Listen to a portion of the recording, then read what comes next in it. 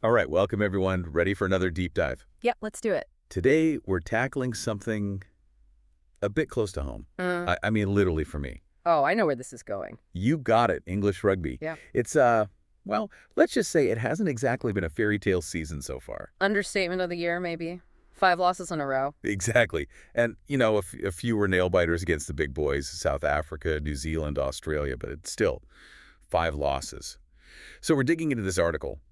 England great claims Steve Borthwick's side have suffered demonstrable regression and raises concerns about 2025 Six Nations. Bit of a mouthful, but the question is this just a rough patch or, well, are we in trouble? Yeah, I mean, everyone has a dip now and then, right? But 5 losses. Right, that's what I'm saying.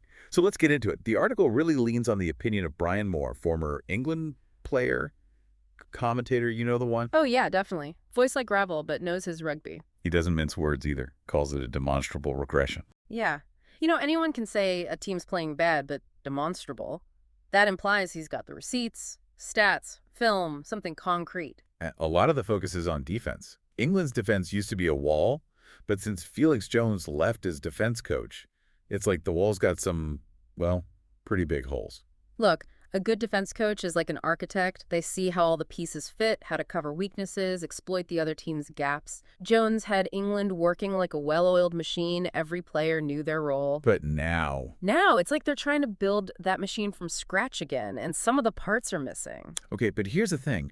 Some players have come out publicly defending Borthwick, the current coach, saying it's on them, they're the ones letting him down.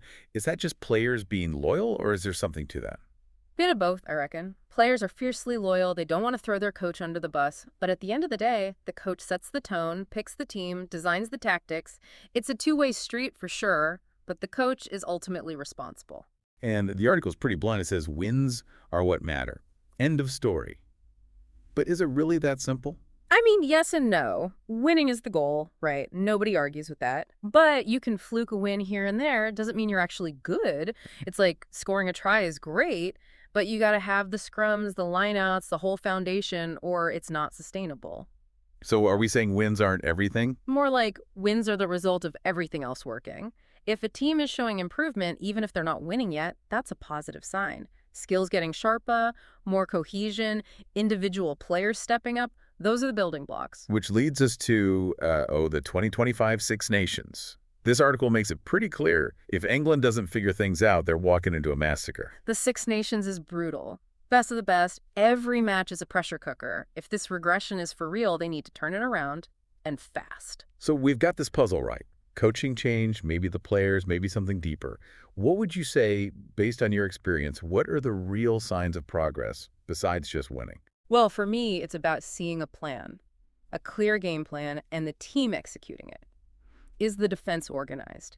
Are they attacking in a way that plays to their strengths? Are individuals getting better week by week? Those are the things that tell you a team's on the right track. That's really interesting. So to everyone listening, next time you watch England play, don't just focus on the scoreboard.